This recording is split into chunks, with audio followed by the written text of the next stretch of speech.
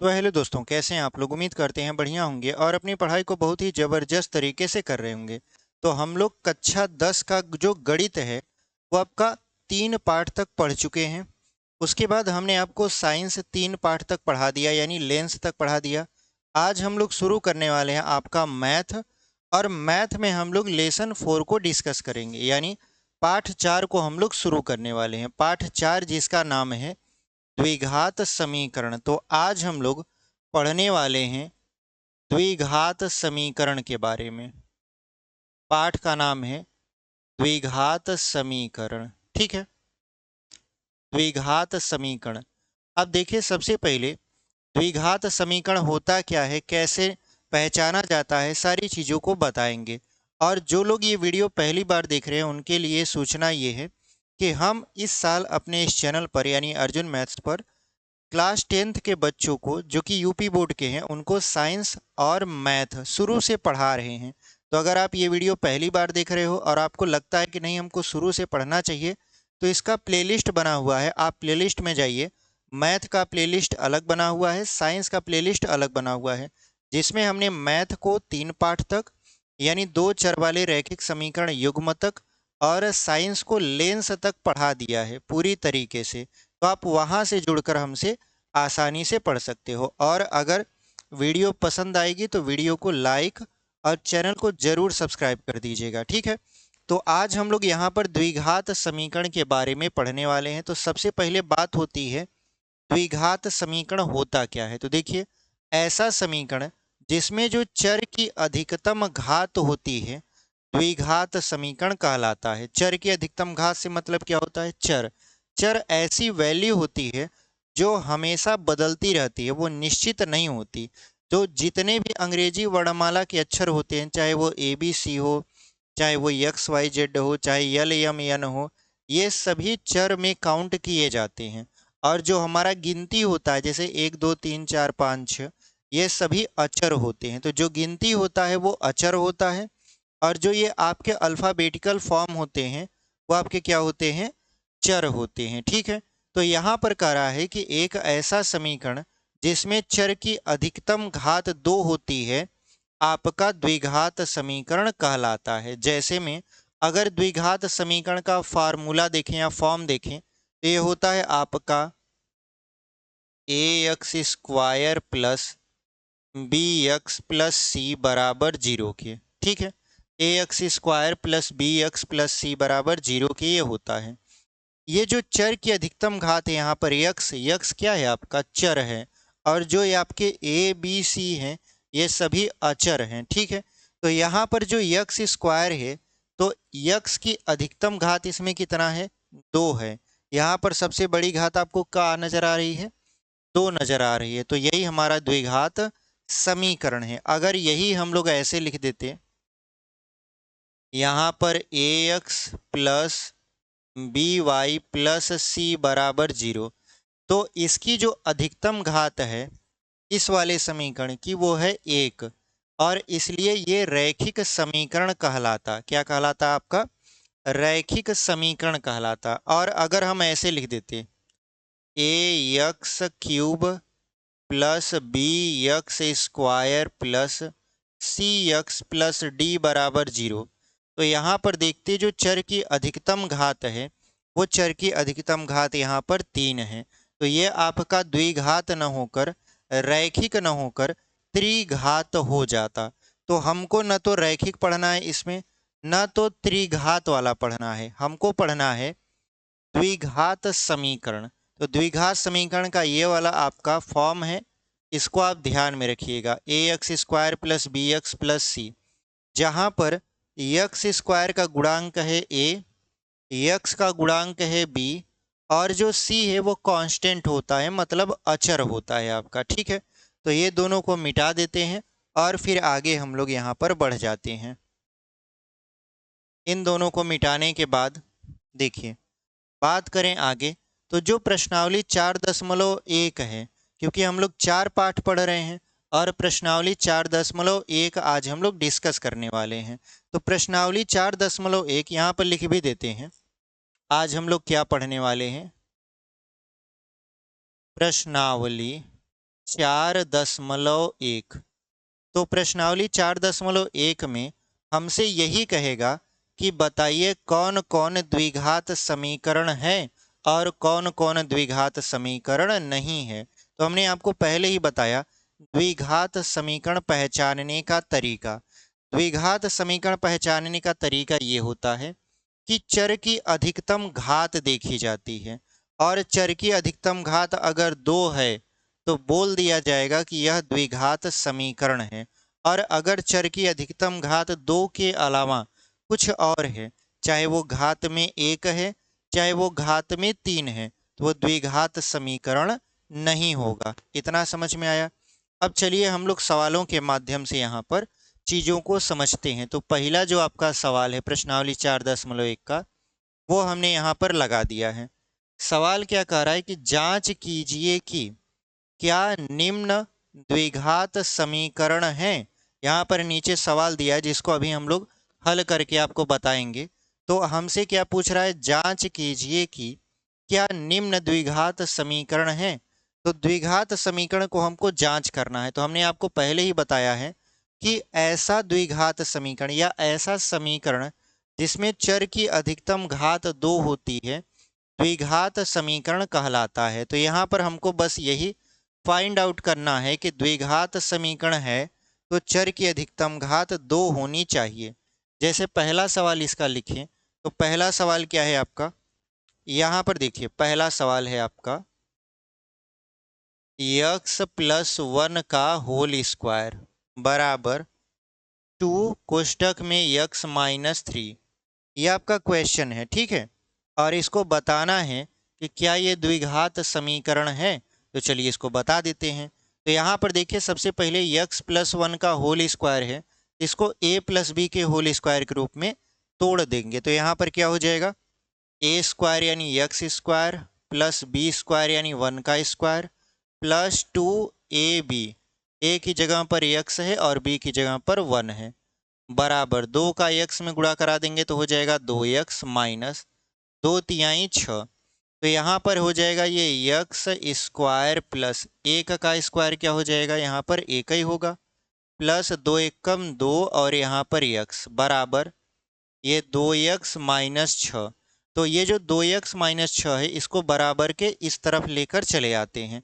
ये हो जाएगा आपका x² प्लस 1 प्लस 2x और 2x इस तरफ आएगा तो माइनस 2x माइनस 6 बराबर किस तरफ आएगा तो प्लस 6 बराबर 0। माइनस 2x और प्लस 2x कट गया, तो कट गया तो क्या बचा यहाँ पर x² प्लस 1 और 6 कितना हो जाएगा 7 बराबर 0।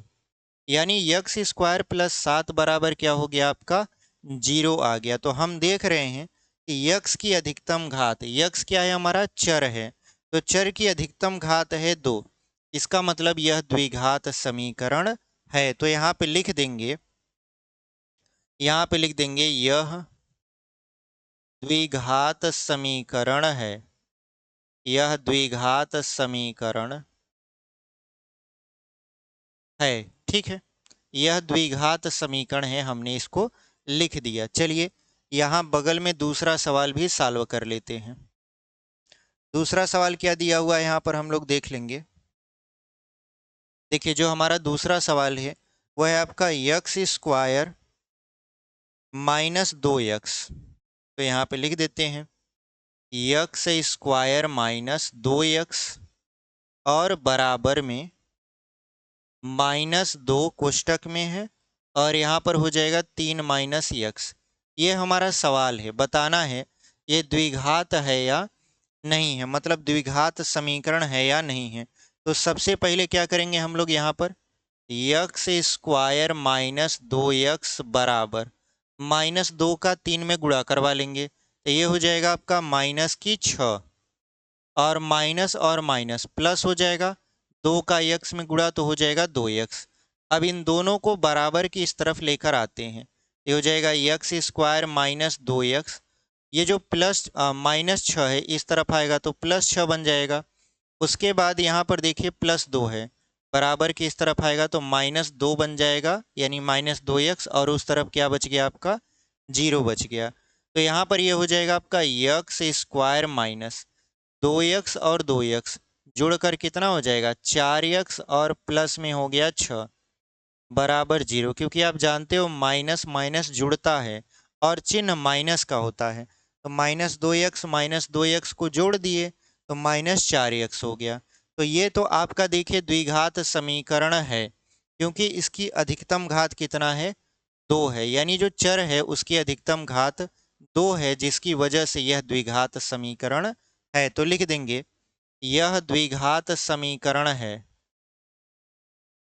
यह द्विघात समीकरण है। ठीक है, यह द्विघात समीकरण है। इस तरीके से हमने क्या किया, इसको मतलब दो सवालों को पता कर लिया कि क्या ये द्विघात समीकरण है कि नहीं। तो दोनों पता हो गए कि दोनों ही द्विघात समीकरण है, क्योंकि दोनों में चर की जो अधिकतम घात है 2 है, क्योंकि यहाँ पर भी 2 है और यहाँ पर भी 2 है। इसका मतलब यह भी द्विघात समीकरण है और यह भी आपका द्विघात समीकरण है। तो चलिए इसको हम लोग करेंगे यहाँ पर इरेज और अपने अगले प्रश्न को लिखेंगे। तो यहाँ पर इसको हम लोग मिटा देते हैं।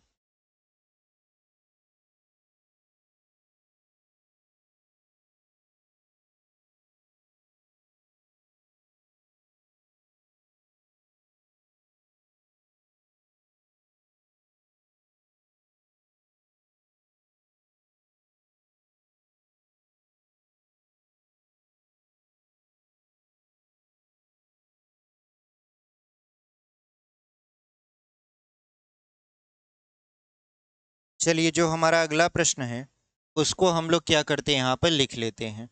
तो हमारा अगला जो प्रश्न है वो क्या कर रहा है आपसे, तीसरा वाला, तीसरा क्वेश्चन यहाँ पर लिख लेते हैं। तीसरा क्वेश्चन है x-2, फिर यहाँ पर है x+1 बराबर है आपका x-1 और दूसरे में x+3। इसको चेक करना है कि क्या यह द्विघात समीकरण है कि नहीं है। तो चलिए चेक कर लेते हैं। यहाँ पर क्या करना पड़ेगा हमको, सबसे पहले इसका आपस में गुणा करवाना पड़ेगा, इधर भी आपस में गुणा करवाना पड़ेगा। तो यहाँ पर गुणा करवा देते हैं। देखिए यक्स का यक्स में करवाएंगे तो यक्स स्क्वायर, फिर प्लस यक्स का 1 में करवाएंगे तो यक्स, -2 का यक्स में करवाएंगे -2x, -2 का +1 में करवाएंगे तो -2 बराबर यक्स का यक्स में करवा देंगे तो हो जाएगा यक्स स्क्वायर, प्लस यक्स का 3 में करवा देंगे तो हो जाएगा 3x। उसके बाद यहाँ पर -1 का 3 में -1 का यक्स में करवाएंगे तो -x, -1 का 3 में करवाएंगे तो -3, क्योंकि माइनस और प्लस माइनस होता है। तो यहाँ पर क्या करिए, ये हो जाएगा आपका यक्स स्क्वायर, 2x में से यक्स घटेगा तो क्या बचेगा -x और -2 कैसे घट गया, देखिए प्लस और माइनस घटता है चिन्ह बड़े वाले का, तो 2x में से x घट गया और बड़ा था 2 इसलिए इसका चिन्ह माइनस लग गया। यहाँ पर क्या हो जाएगा बराबर, ये हो जाएगा आपका यक्स स्क्वायर, 3 में से x जाएगा तो बचेगा +2x -3। अब इन दोनों को इस तरफ लाते हैं, दोनों नहीं तीनों को बराबर के इस तरफ लाते हैं। तो ये हो जाएगा आपका यक्स स्क्वायर -2, ये जो प्लस यक्स स्क्वायर है इधर आएगा -x स्क्वायर हो जाएगा, +2x इधर आएगा तो -2x हो जाएगा, प्लस -3 इस तरफ आएगा तो क्या हो जाएगा +3 बराबर 0। तो यक्स स्क्वायर से यक्स स्क्वायर क्या हो जाएगा, खत्म हो जाएगा। तो बचेगा कितना, -x और -2x, तो ये हो जाएगा -3x, -2 और +3, ये हो जाएगा +1 बराबर 0। तो इसकी चर की अधिकतम घात देखिए, तो जो हमारा फाइनल रिजल्ट मिला वो मिला -3x+1।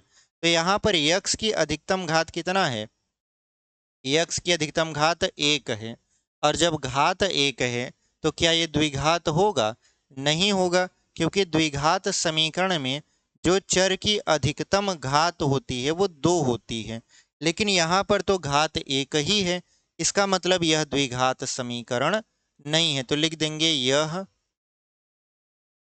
द्विघात समीकरण नहीं है, यह द्विघात समीकरण नहीं है। ठीक है, तो इस तरीके से हमने इस क्वेश्चन को सॉल्व कर लिया। इसको हम लोग करेंगे यहाँ पर इरेज और बढ़ेंगे अपने अगले प्रश्न की तरफ। ठीक है, चलिए इसको हम लोग मिटा देते हैं।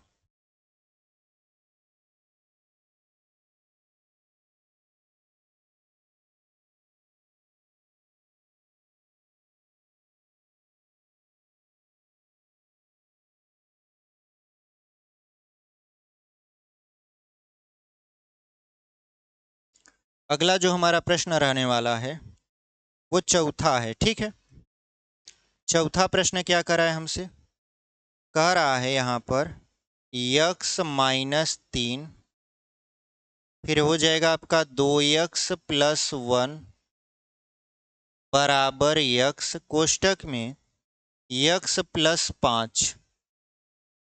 ये हमारा सवाल है और बताना है क्या यह द्विघात होगा या नहीं होगा। तो चलिए बता देते हैं।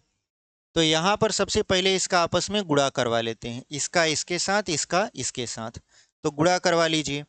यक्स का 2x के साथ गुणा करवाएंगे तो ये हो जाएगा 2x²। यक्स का +1 के साथ गुणा तो यक्स होगा। -3 का 2x के साथ गुणा करवाएंगे तो हो जाएगा -6x, और -3 का +1 के साथ गुणा करवा देंगे तो -3 हो जाएगा। बराबर कितना हो जाएगा आपका यहाँ पर, ये हो जाएगा यक्स का यक्स में गुणा तो x², फिर प्लस यक्स का 5 में तो क्या होता है 5x। अब क्या करिए, यहाँ पर ये हो जाएगा 2x², 6x में से x को घटा दीजिए तो -5x बच जाएगा। वही लॉजिक यहाँ पर लगेगा कि प्लस माइनस घटता है चिन्ह बड़े वाले का, तो बड़ा था 6, 6 का चिन्ह माइनस था, -3 कर दिए। अब बराबर हो जाएगा आपका x² प्लस 5x। तो x² प्लस 5x को बराबर के इस तरफ लेकर आइए तो क्या हो जाएगा आपका 2x² माइनस 5x माइनस 3, और x² बराबर की इस तरफ आएगा तो -x² हो जाएगा, प्लस बराबर की इस तरफ आएगा तो -5x हो जाएगा, और इधर बच गया 0। अब यहाँ पर देखिए 2x² है, यहाँ पर x² है, तो घट के क्या हो जाएगा, केवल x² बचेगा, और -5x है और -5x जोड़ेगा तो हो जाएगा -10x, और यहाँ पर लास्ट में बचा -3 बराबर 0। तो x² -10x -3 बराबर 0। क्या ये द्विघात समीकरण है, तो आप कहोगे जी सर ये द्विघात समीकरण है, क्योंकि इसकी अधिकतम घात कितना है 2 है। इसका मतलब ये है चर की अधिकतम घात 2 है, तो ये क्या हो जाएगा आपका द्विघात समीकरण हो जाएगा। तो लिख देंगे यह द्विघात समीकरण है, यह द्विघात समीकरण है। ठीक है, तो इस तरीके से हमने इस क्वेश्चन को बहुत ही बेहतरीन तरीके से सॉल्व कर लिया। चलिए इसको हम लोग करते हैं इरेज और बढ़ते हैं अपने अगले प्रश्न की तरफ।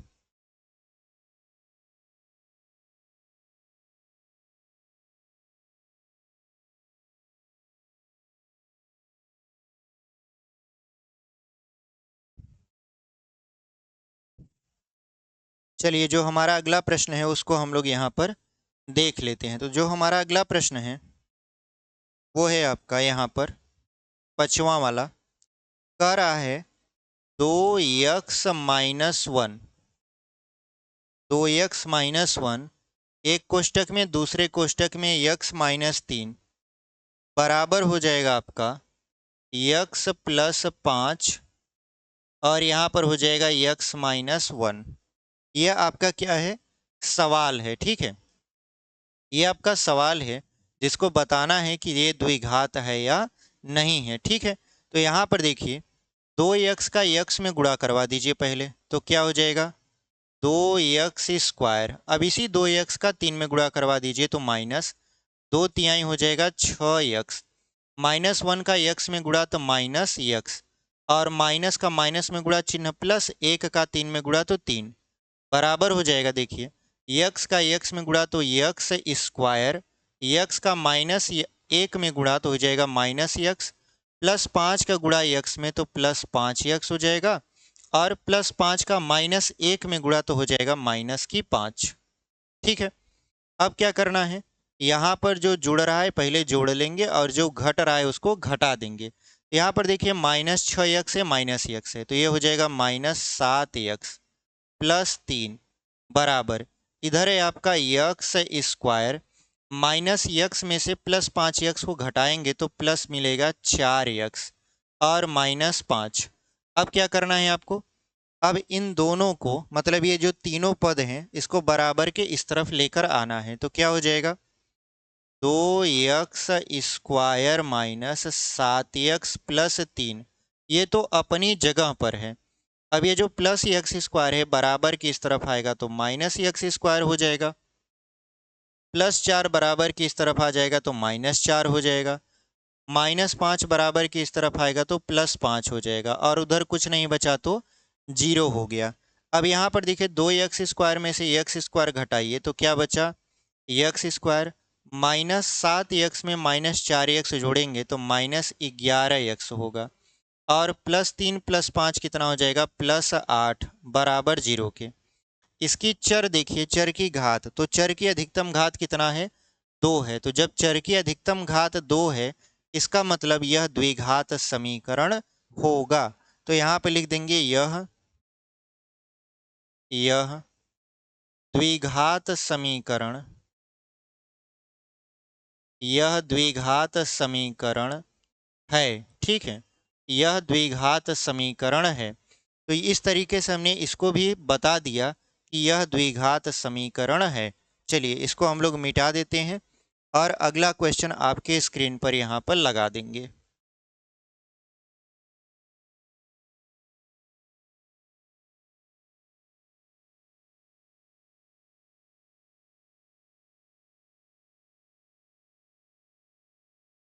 अगला जो हमारा प्रश्न है वो यहाँ पर रहने वाला है छठवां। छठवां प्रश्न क्या कर रहा है आपसे, यहाँ पर जो छठवां प्रश्न है वो लिखा है आपका यक्स स्क्वायर प्लस 3 यक्स + 1 बराबर यक्स - 2 का होल स्क्वायर। ठीक है, ये हमारा प्रश्न है। यहाँ पर एक बार फिर से मैच करा लेते हैं, यक्स स्क्वायर प्लस 3 यक्स + 1 बराबर यक्स - 2 का होल स्क्वायर। सही है, ठीक है। तो चलिए इसको हम लोग क्या करते हैं, यहाँ पर हल करते हैं। जब हल करेंगे तो क्या होगा, यहाँ पर तो इसको कुछ नहीं हल करना है, ये आपका सिंपल हल हो चुका है। यहाँ पर इसको एज इट इज उतार देना है, तो ये हो जाएगा 3 यक्स + 1 बराबर, ये देखिए यक्स - वाई का होल स्क्वायर, या ऐसे बोल सकते हैं a - b के होल स्क्वायर के रूप का है। इसको तोड़ देंगे तो ये हो जाएगा a² + b² - 2ab, तो a की जगह पर यक्स है और b की जगह पर है 2। तो यहाँ पर देखिए ये हो गया आपका यक्स स्क्वायर प्लस 3 यक्स + 1 बराबर, ये हो गया x square plus 4 × 4 = 16 minus 2 × 4 x.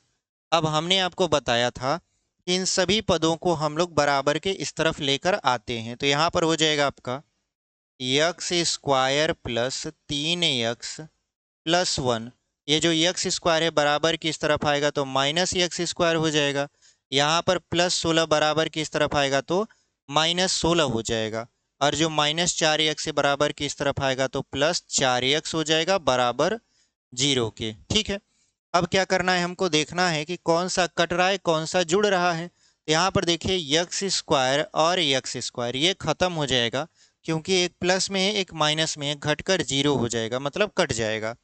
यहाँ पर बचा 3 यक्स और यहाँ पर है 4 यक्स, 3 यक्स और 4 यक्स 7 यक्स हो जाएगा, और -16 में +1 जोड़ेंगे तो हो जाएगा आपका -15 और बराबर 0।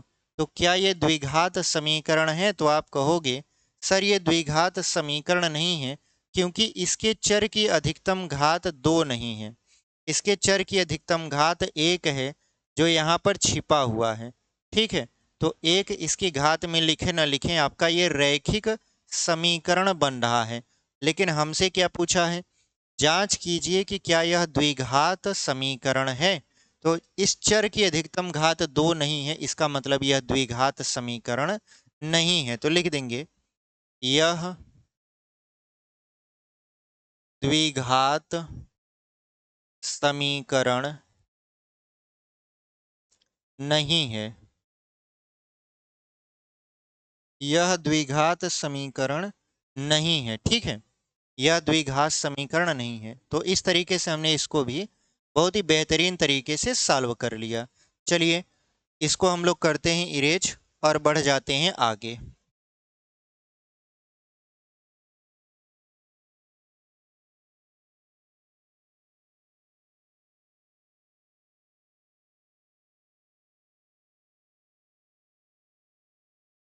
अगला जो हमारा प्रश्न है उसको हम लोग यहाँ पर लिखेंगे। अगला है आपका सातवां, छठवां तक तो बता ही चुके हैं। ठीक है, सातवां प्रश्न देख लीजिए।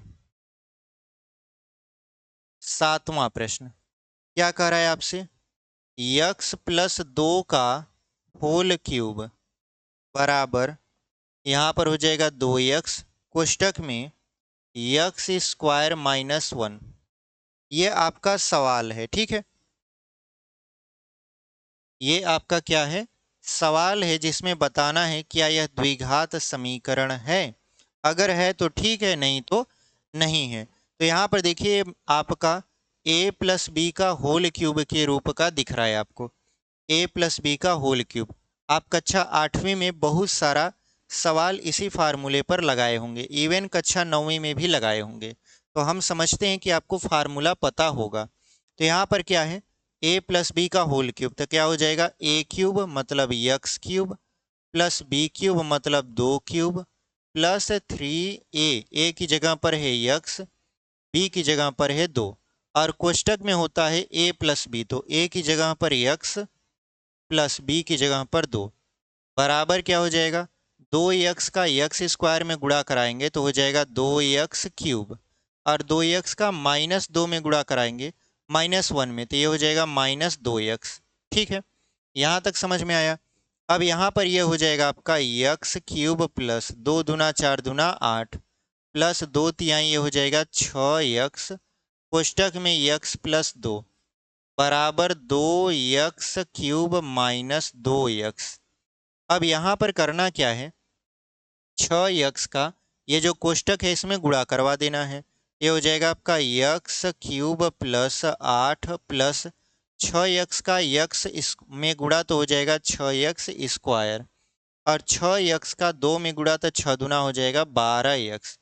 अब ये जो है इसको एज इट इज उतारते चले जाइए, यहाँ पर -2x। अब इन दोनों पदों को बराबर के इस तरफ लेकर चले आते हैं, तो क्या होगा आपका, x cube plus 8 plus 6x square plus 12x। यहाँ तक तो सब ठीक है। यहाँ पर देखिए 2x क्यूब है, बराबर की इस तरफ आएगा तो -2x क्यूब हो जाएगा, ये -2x से बराबर की इस तरफ आएगा तो +2x। तो यहाँ पर -2x क्यूब और प्लस यक्स क्यूब ये घटेगा, क्योंकि एक माइनस में है और एक प्लस में है, तो हो जाएगा -x क्यूब, और यहाँ पर 6x स्क्वायर है तो प्लस क्या लिख देंगे, 6x स्क्वायर। इधर है 12x और इधर है 2x, तो 12 2 कितना हो जाएगा, +14x। और यहाँ पर लास्ट में बचा है तुम्हारा 8, तो +8 बराबर 0 लिख देंगे। तो यहाँ पर चर की अधिकतम घात आप देखेंगे तो आपको पता चलेगा चर की अधिकतम घात 3 है, और जब चर की अधिकतम घात 3 होती है तो जो हमारा समीकरण होता है वो त्रिघात होता है, ना कि द्विघात। इसका मतलब यह द्विघात समीकरण नहीं है। क्यों नहीं है, क्योंकि इसके चर की अधिकतम घात 3 है, जबकि होना क्या चाहिए था, होना चाहिए था अधिकतम घात 2। ठीक है, तो यहाँ पर लिख देंगे, यहाँ पर लिखेंगे यह द्विघात समीकरण नहीं है, यह द्विघात समीकरण नहीं है। ठीक है, तो ये सवाल हमारा हल हो चुका। उम्मीद करते हैं आपको ये सवाल समझ में आ रहा होगा। चलिए आगे बढ़ जाते हैं। अगला क्वेश्चन, इसको हम लोग इरेज करके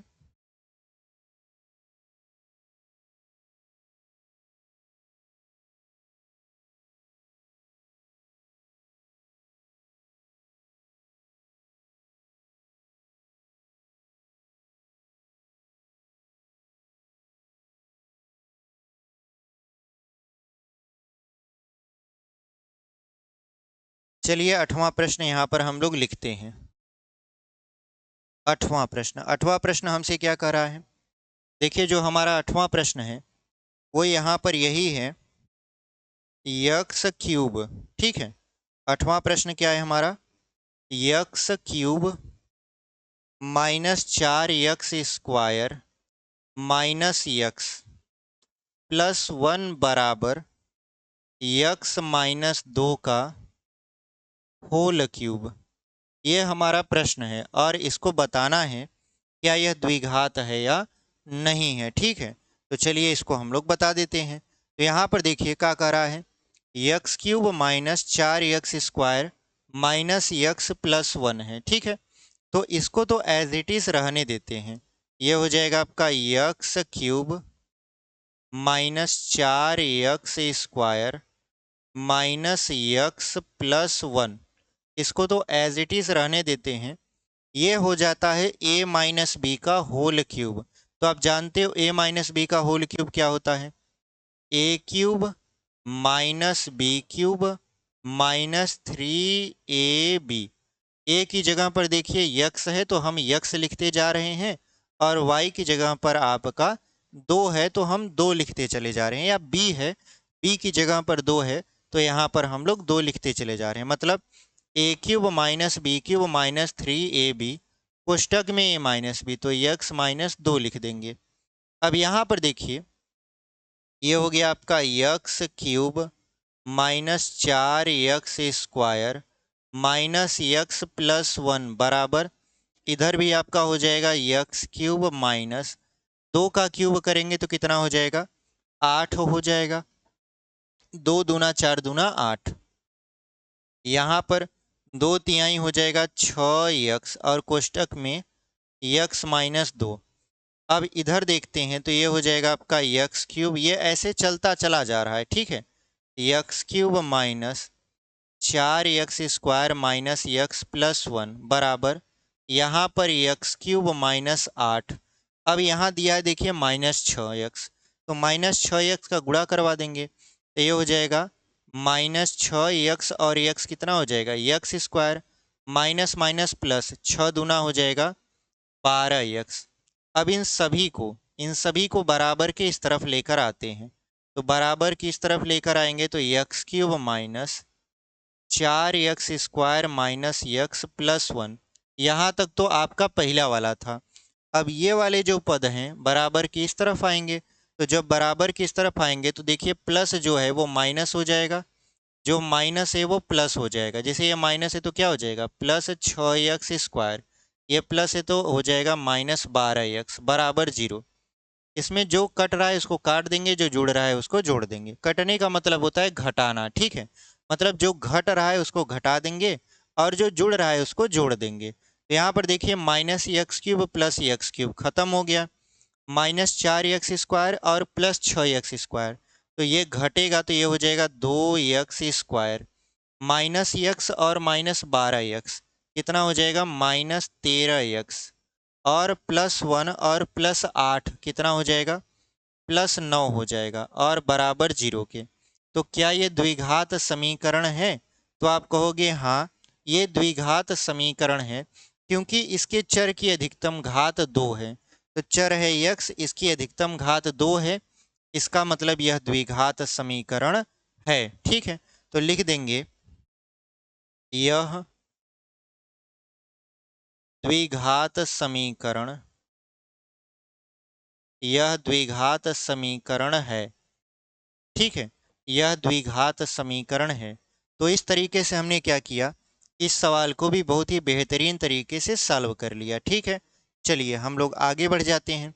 इसको हम लोग कर देते हैं इरेज।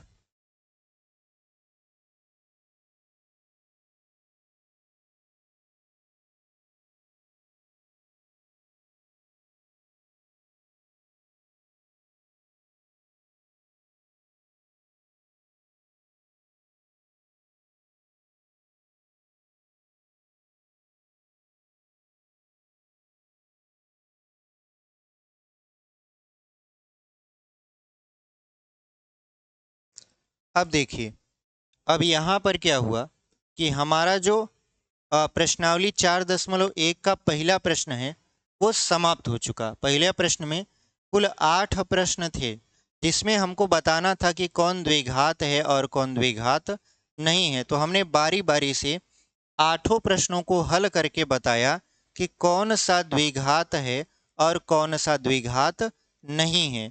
अब चलते हैं दूसरे वाले प्रश्न पर। तो चलिए आपके स्क्रीन पर अब क्वेश्चन चेंज कर देते हैं। यहाँ पर हो जाएगा आपका दूसरा प्रश्न। ठीक है, दूसरा प्रश्न का जो कंडीशन है या जो निर्देश है उसको पढ़ लेते हैं। क्या कह रहा है? निम्न स्थितियों को द्विघात समीकरणों के रूप में निरूपित कीजिए। यानी जो भी नीचे सवाल दिया है या सवाल अभी आएगा हम आपके स्क्रीन पर लगाएंगे, उसमें हमको केवल और केवल समीकरण बनाना है, वो भी द्विघात समीकरण, उसको हल नहीं करना है। ठीक है, बहुत सारे लोग क्या करते हैं, प्रश्नावली 4.1 में जो दूसरा वाला प्रश्न है उसको हल करके यक्स वाई की वैल्यू या ए बी की वैल्यू निकालना शुरू कर देते हैं, जबकि आपको निर्देश में साफ साफ लिखा है कि निम्न स्थितियों को द्विघात समीकरणों के रूप में निरूपित कीजिए, मतलब बदल दीजिए, बस इसको हल मत कीजिए। ठीक है, चलिए सवाल लगा देते हैं। पहला सवाल देखिए यहाँ पर आपके स्क्रीन पर लग चुका है। ठीक है, पहला सवाल आपके स्क्रीन पर लग चुका है, इधर आपको दिख रहा होगा। इसको हम लोग मिटा देते हैं ताकि आपको सवाल अच्छे से दिखे।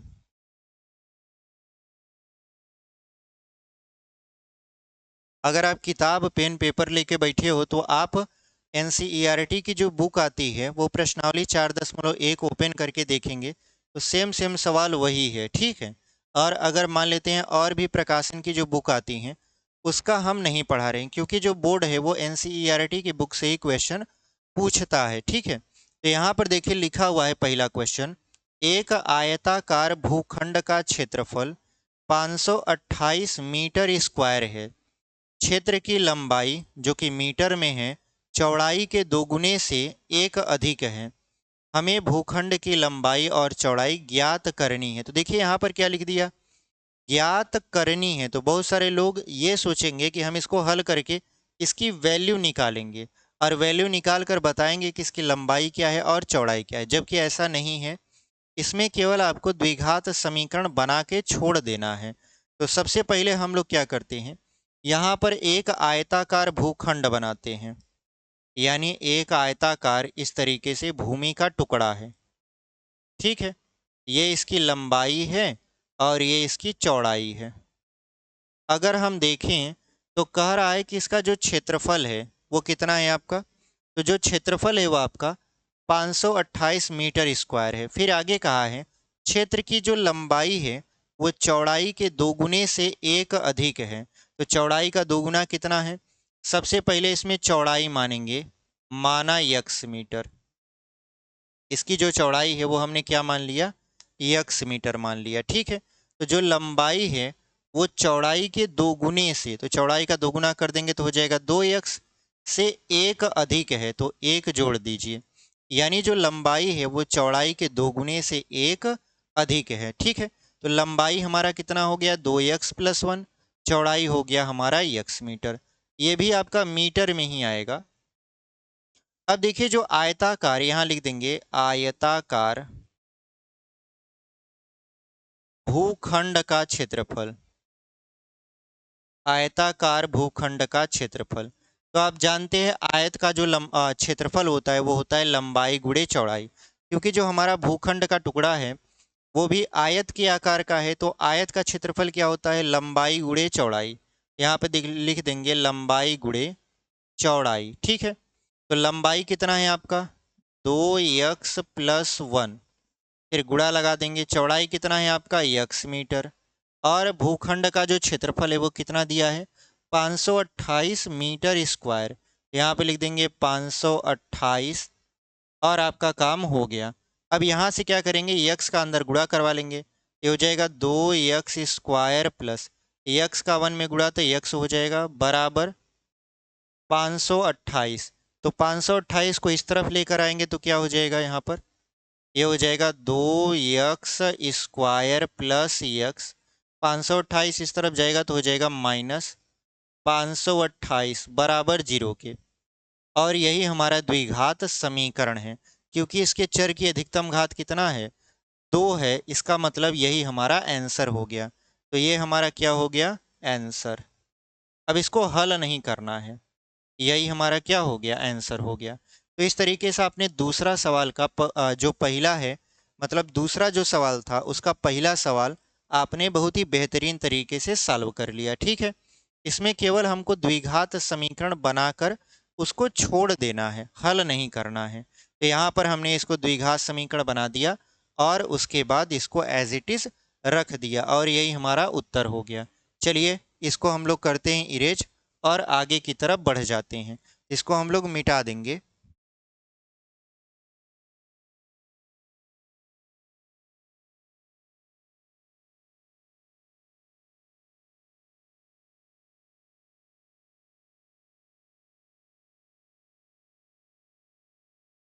देखिए जो अगला प्रश्न है वो भी आपके स्क्रीन पर हम लोग यहीं से लगा देते हैं। देखिए दूसरा प्रश्न आपका लग चुका आपके स्क्रीन पर। क्या कह रहा है दूसरा प्रश्न, दूसरा प्रश्न आपसे ये कह रहा है कि दो क्रमागत धनात्मक पूर्णांकों का गुणनफल 306 है। हमें पूर्णांकों को ज्ञात करना है। हमको किसको बताना है, पूर्णांकों को बताना है। तो चलिए पूर्णांकों को बता देते हैं और ये धनात्मक पूर्णांक हैं। ठीक है, तो दो क्रमागत धनात्मक पूर्णांक है। जैसे अगर आप पहला क्रमागत धनात्मक पूर्णांक 1 मानते हैं तो 1 के बाद क्या आता है, आप कहोगे सर 1 के बाद 2 आता है। कैसे पता, इस 1 में आपने 1 जोड़ दिया। 2 के बाद क्या आता है सर, 3 आता है। कैसे पता, 2 में 1 जोड़ दिया। यानी जब क्रमागत पूर्णांक पूछे उसमें सम और विषम का नाम न ले, सम और विषम का नाम न ले और आपसे धनात्मक आपका क्रमागत पूर्णांक पूछे तो हमेशा 1 का अंतर चलता है। कितने का अंतर चलता है, 1 का। लेकिन अगर यही सम या विषम पूछ लेता, ऐसे बोल देता दो क्रमागत धनात्मक सम पूर्णांकों का गुणनफल, या ऐसे बोल देता दो क्रमागत धनात्मक सम पूर्णांकों का गुणनफल, तो वहां पर जो अंतर चलता वो 2 का चलता। फिलहाल हम लोग वहां पर नहीं जाएंगे, हम लोग बस यहाँ पर इतना समझ लेंगे कि अगर क्रमागत धनात्मक पूर्णांक है, सम और विषम का नाम नहीं लिया है, तो वहां पर 1 का अंतर चलता है। कितने का अंतर चलता है आपका, 1 का अंतर चलता है। तो यहाँ पर सबसे पहले हमको मानना पड़ेगा, क्योंकि हमें तो नहीं पता कि पहला धनात्मक पूर्णांक 1 है, 2 है या क्या है। तो हम लोग क्या लिखेंगे यहाँ पर, ये देखिए दूसरा प्रश्न है, दूसरे का दूसरा, यहाँ पर लिखेंगे माना, माना, माना पहला, पहला धनात्मक, धनात्मक पूर्णांक बराबर यक्स के। माना पहला धनात्मक पूर्णांक बराबर यक्स के और दूसरा धनात्मक पूर्णांक क्या हो जाएगा, दूसरा धनात्मक पूर्णांक, तो दूसरा धनात्मक पूर्णांक बराबर क्या हो जाएगा आपका, यक्स प्लस 1। क्योंकि 1 का अंतर चलता है, इसका मतलब ये है पहले वाले में 1 जोड़ेंगे तब जाकर अगला हमको मिलेगा। ठीक है, जैसे हमने 1 में 1 जोड़ा था तो हमको 2 मिला था, 2 में 1 जोड़ा था तो हमको 3 मिला था।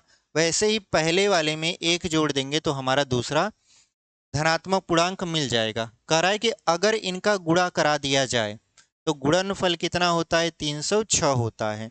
तो अगर हम गुणा करा दें तो गुणनफल हमारा क्या हो जाएगा, गुणनफल हमारा हो जाएगा 306। तो गुणा करा देते हैं, तो पहला धनात्मक पूर्णांक है यक्स, फिर गुणा, दूसरा है यक्स प्लस 1, तो यहाँ पर हो जाएगा 306। तो यक्स का यक्स में गुणा करवा देंगे तो ये हो जाएगा आपका यक्स स्क्वायर प्लस यक्स का 1 में तो यक्स हो जाएगा बराबर 306 के। 306 को इस तरफ लेकर आएंगे तो क्या हो जाएगा, x square plus x minus 306 बराबर 0। और यही हमारा फाइनल क्या हो गया, उत्तर हो गया।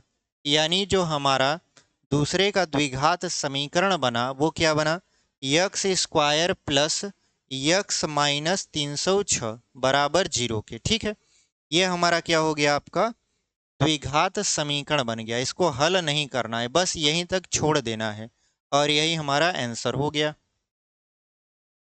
उम्मीद करते हैं आपको समझ में आया होगा। ठीक है, चलिए अगला क्वेश्चन आपके स्क्रीन पर लगा देते हैं ताकि आप क्वेश्चन पढ़िए और हम आपका यहाँ पर इसको इरेज कर देते हैं।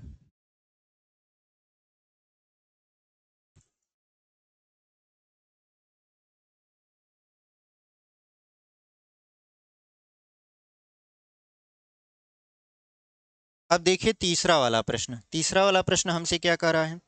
कह रहा है रोहन की माँ उससे 26 वर्ष बड़ी है, उनकी आयु यानी वर्षों में का गुणनफल अब से 3 वर्ष पश्चात 360 हो जाएगी।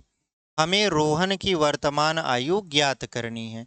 तो सबसे पहले यहाँ पर मानेंगे रोहन की वर्तमान आयु, ये तीसरा वाला प्रश्न है।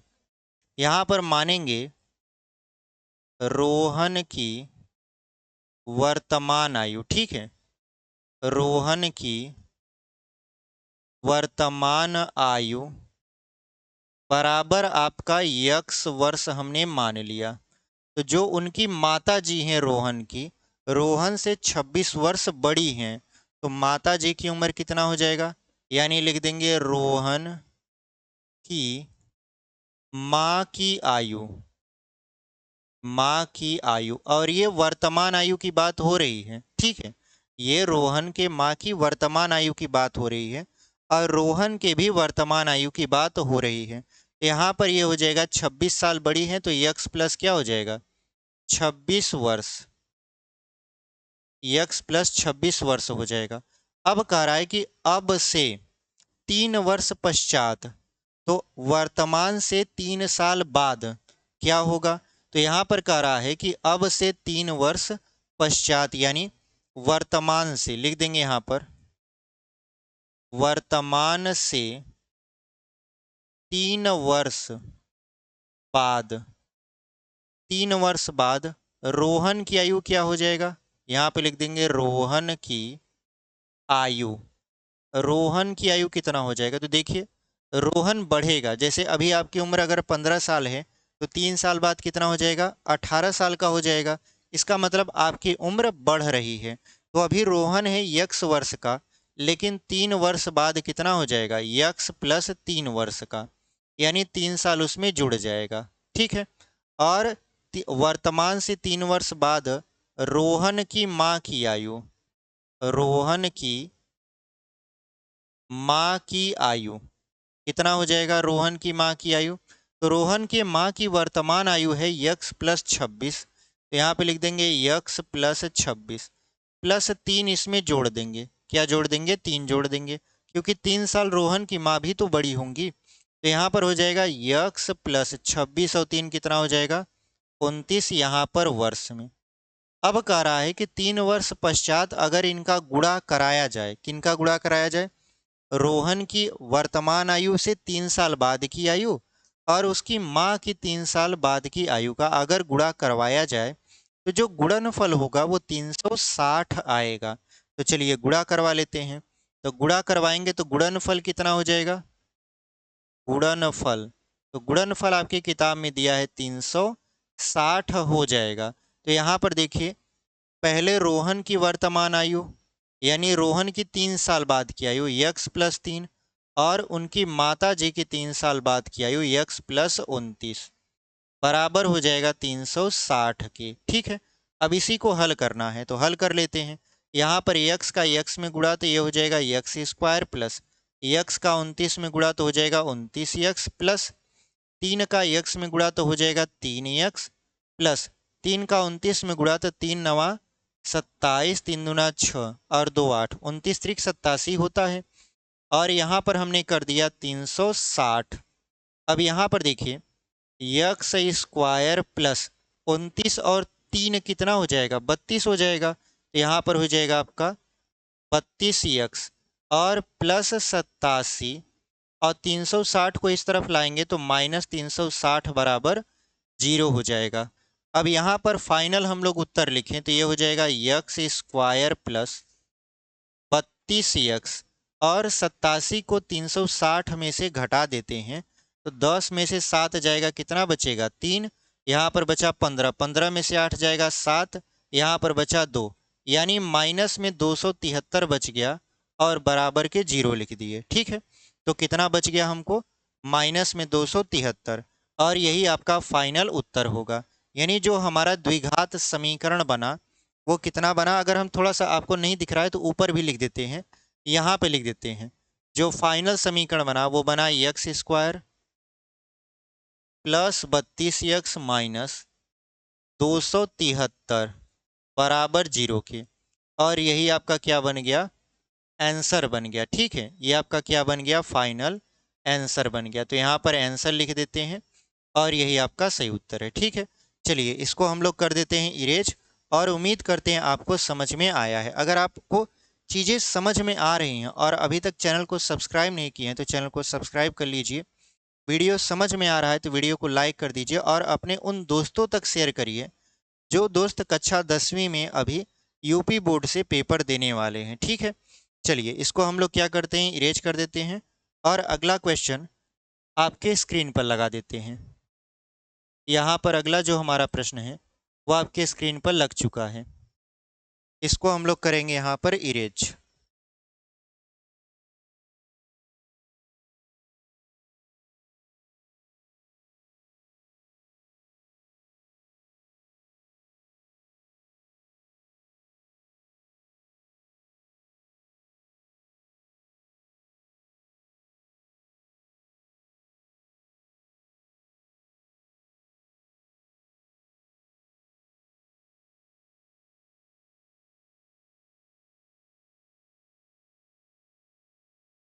चलिए जो हमारा अगला प्रश्न है उसको हम लोग पढ़ते हैं और चीज़ों को समझते हैं। देखिए हमारा जो प्रश्न है वो कह रहा है कि एक रेलगाड़ी 480 किलोमीटर की दूरी समान चाल से तय करती है। यदि इसकी चाल 8 किलोमीटर प्रति घंटा कम होती तो वह उसी दूरी को तय करने में 3 घंटे अधिक लेती। हमें रेलगाड़ी की चाल ज्ञात करनी है। तो सबसे पहले आप समझिए, मान लेते हैं कि यहाँ से यहाँ तक ट्रेन को जाना था, यानी रेलगाड़ी को जाना था। थोड़ा बड़ा दूरी बना देते हैं, ऐसे रेलगाड़ी को क्या करना था, जाना था। और इनके बीच की जो दूरी थी वो 480 किलोमीटर की थी। रेलगाड़ी को मान लेते हैं बिंदु ए से बिंदु बी तक जाना था और वो एक नियत चाल से तय, मतलब ये दूरी तय करती है। तो सबसे पहले मानते हैं वो जो चाल थी वो थी यक्स किलोमीटर प्रति घंटा, क्योंकि हमें रेलगाड़ी की चाल पता करना है और हमको रेलगाड़ी की चाल पता नहीं है, तो हम लोग उसको मानेंगे यक्स किलोमीटर प्रति घंटा। यहाँ पे लिखेंगे माना रेलगाड़ी की चाल, माना रेलगाड़ी की चाल। ठीक है, तो रेलगाड़ी की चाल कितना मान लेंगे, तो रेलगाड़ी की जो चाल मानेंगे वो मानेंगे आप यक्स, यहाँ पर यक्स किलोमीटर प्रति घंटा। रेलगाड़ी की चाल कितना मानोगे आप, यक्स किलोमीटर प्रति घंटा, क्योंकि आपको पता नहीं है। ठीक है, अब कोई रेलगाड़ी अगर यक्स किलोमीटर प्रति घंटा की रफ्तार से चलती है और 480 किलोमीटर की दूरी तय करती है तो उसको कितना समय लगेगा। तो आप जानते हो यहाँ पर समय बराबर क्या हो जाएगा, दूरी बटा चाल। तो रेलगाड़ी 480 किलोमीटर की दूरी यक्स किलोमीटर प्रति घंटा की रफ्तार से चलकर तय कर रही है तो कितना समय लगेगा, तो समय बराबर देखिए होता है दूरी बटा चाल। तो दूरी कितना दिया है, दूरी आपका है 480 किलोमीटर और जो चाल है उसको आपने मान के रखा है यक्स किलोमीटर प्रति घंटा। तो यहाँ पर हो जाएगा यक्स, और जो ये आपका समय आएगा वो आवर यानी घंटा में आएगा। ठीक है, अब कहानी बदलती है, कह रहा है कि जो रेलगाड़ी की चाल है वो 8 किलोमीटर प्रति घंटा की दर से कम हो जाती है, यानी पहले चलता था यक्स किलोमीटर प्रति घंटा की रफ्तार से, अब वो ये 8 किलोमीटर कम चलेगा, यानी 8 किलोमीटर प्रति घंटा की रफ्तार कम कर दी गई। तो अब रेलगाड़ी की चाल कितना है? देखिए, अब रेलगाड़ी की चाल जब उसकी स्पीड कम कर दी गई, पहले चलती थी यक्स किलोमीटर प्रति घंटा की रफ्तार से, अब 8 किलोमीटर प्रति घंटा कम कर दिया गया। तो अब रेलगाड़ी की जो चाल है वो है आपका यक्स माइनस 8, और यहाँ पे लिख देंगे किलोमीटर प्रति घंटा। ठीक है। अब इसी दूरी यानी 480 किलोमीटर की दूरी को यक्स माइनस 8 किलोमीटर प्रति घंटा की रफ्तार से तय करने में रेलगाड़ी द्वारा अब कितना समय लिया जाएगा? तो अब जो समय होगा वो समय होगा आपका दूरी बटा चाल। दूरी तो वही है 480 ही, लेकिन जो चाल है वो है आपका यक्स माइनस 8, और ये आ जाएगा घंटा में। ठीक है। लेकिन इन दोनों समयों में अंतर है। अंतर कितने का है? 3 घंटे का। अगर इन दोनों समय को बराबर बराबर लिखें, जैसे हम लिख देते हैं ये वाला समय, जो पहले समय था वो था 480 बटा यक्स घंटा, जो अब समय आया वो आया आपका 480 बटा यक्स माइनस 8 घंटा। ठीक है। लेकिन ये जो दूसरा वाला समय है ये 3 घंटा ज़्यादा है, क्योंकि कहा है ना उसी दूरी को तय करने में 3 घंटे अधिक लेती है। मतलब ये जो दूसरा वाला समय है ये 3 घंटा ज़्यादा है। तो जब ये 3 घंटा ज़्यादा है तो बराबर करने के लिए हमको 3 घंटा कम करना पड़ेगा। ठीक है। या तो हम इसमें 3 घंटा जोड़ दें तब ये बराबर हो जाएगा इसके, या ये जो 3 घंटा ज़्यादा समय ले रहा है तो 3 घंटा हम लोग घटा दें। तो हम लोग क्या करेंगे, यहाँ पर इसमें हम लोग 3 घंटा जोड़ देंगे। ठीक है। यानी पहले समय जितना लेता था उससे 3 घंटा ज़्यादा अब समय ले रहा है। तो इसको पक्षांतर कर दीजिए। तो यहाँ पर पहले इसको लिख लेते हैं 480 बटा यक्स माइनस 8, ये प्लस है बराबर के उस तरफ गया माइनस हो गया, 480 बटा यक्स बराबर इधर क्या बचा? 3 बच गया। ठीक है। अब इसी को हल करना है तो सबसे पहले 480 कॉमन ले लीजिए। 480 जैसे ही कॉमन लेंगे तो यहाँ पे बचेगा 1 बटा यक्स माइनस 8, क्योंकि ऊपर कॉमन ले लिए हैं तो कुछ नहीं बचा तो 1 बच गया। फिर माइनस यहाँ पर भी 480 गायब हो जाएगा तो 1 बचेगा, और यहाँ हो जाएगा यक्स बराबर 3 के। 3 से अगर 480 को काटे तो कट जाएगा आराम से 16 बार में। 16 3 48 होता है, मतलब 160 बार में ये क्या हो गया? कट गया। जब 160 बार में कट गया तो यहाँ पर हम लोग क्या करते हैं, अब इसको आगे की तरफ हल करते हैं। तो देखिए ऊपर बच गया 160, और कोष्टक में इन दोनों का लसा लेंगे, ये हो जाएगा यक्स माइनस 8, और यहाँ पर यक्स हो जाएगा। तो यक्स माइनस 8 से यक्स माइनस 8 में भाग करेंगे तो बचेगा यक्स, और यक्स का 1 में गुणा करा देंगे तो हो जाएगा यक्स, फिर माइनस लगा देंगे। यक्स से यक्स में भाग हुआ, ये तो खत्म हो गया, तो क्या बचा हमारे पास? यक्स माइनस 8 बचा। तो यक्स माइनस 8 का -1 में गुणा करा देंगे तो ये हो जाएगा माइनस, मतलब यक्स माइनस 8 हो जाएगा। बाहर माइनस है तो अंदर का जो चिन्ह है वो क्या होगा? बदल जाएगा। तो यहाँ पर देखिए 3 से जब आपने इसको काट दिया था तो इधर बच गया 1। अब अगर हम लोग क्या करें, माइनस बाहर है तो अंदर का चिन्ह बदलेगा, तो यक्स माइनस ये हो जाएगा यक्स, और माइनस माइनस प्लस 8 बटा में हो जाएगा, यक्स का गुणा करवा दीजिए अंदर, ये हो जाएगा यक्स स्क्वायर माइनस 8 यक्स, और इधर है आपका 1। अगर आप ध्यान से देखें तो यहाँ पर ये कट रहा है, यक्स से यक्स खत्म, 160 का गुणा 8 में करवा दें तो 16 अट्ठे 128, यानी 1280 आ जाएगा। बटे में हो गया आपका यक्स स्क्वायर माइनस 8 यक्स। देखिए यहाँ पर जो 8 यक्स 8 जो बच गया था, इस 8 का गुणा 160 में करवा दिए हैं तो 1280 आ गया, और बटे में यक्स स्क्वायर माइनस 8 यक्स बराबर 1 के, क्या हो जाएगा? बराबर 1 के। तो 1 का तिर्यक गुणा यक्स स्क्वायर माइनस 8 यक्स में करवा देते हैं, ये हो जाएगा 1280 बराबर x square minus 8 x, x square minus 8 x हो जाएगा। अब यहाँ पर जो 1280 है इसको बराबर के उस तरफ लेकर जाइए, तो जब बराबर के उस तरफ लेकर जाएंगे तो क्या हो जाएगा? यक्स स्क्वायर माइनस 8x, और जो प्लस 1280 है बराबर के उस तरफ जाएगा तो क्या बन जाएगा, माइनस 1280, और बराबर इधर 0। यानी जो हमारा समीकरण बना, अगर हम इसको यहाँ पे लिख देते हैं, यहाँ पर, ठीक है, जिसकी वजह से आपको दिखे, यहाँ पर हो सकता है आपको दिखने में थोड़ा सा समस्या आ रहा हो, लेकिन हम लोग इसको यहीं पे लिख देते हैं। लास्ट वाला समीकरण बना x square minus 8x minus 1280 बराबर 0, और यही हमारा क्या हो जाएगा, सही उत्तर हो जाएगा। तो हमने एक एक पॉइंट आपको समझाया है, ऐसा कोई भी पॉइंट नहीं है जिसको हमने नहीं समझाया हो या जिसको हमने छोड़ दिया हो।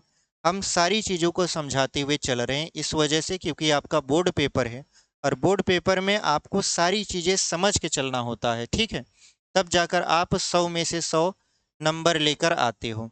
तो यहाँ पर ये हमारा क्या हो गया, आंसर हो गया, क्योंकि हमसे पूछा था द्विघात समीकरण के रूप में निरूपित कीजिए, हल करने के लिए नहीं बोला था।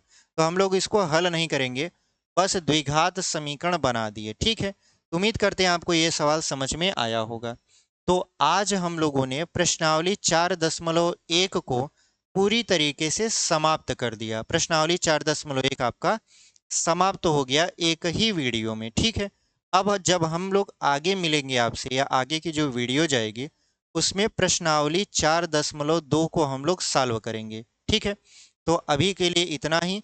अगर आप चैनल पर अभी तक जुड़े हुए हैं और चैनल को सब्सक्राइब नहीं किए हुए हैं तो चैनल को सब्सक्राइब कर दीजिए, वीडियो को अपने दोस्तों के साथ शेयर करिए, और वीडियो पसंद आए तो वीडियो को लाइक और चैनल को सब्सक्राइब के साथ साथ आप वीडियो को शेयर जरूर करिए, ठीक है। इसी के साथ मिलते हैं आपसे एक अगले वीडियो में, तब तक के लिए धन्यवाद। ऐसी पढ़ाई करते रहिए और आगे बढ़ते रहिए।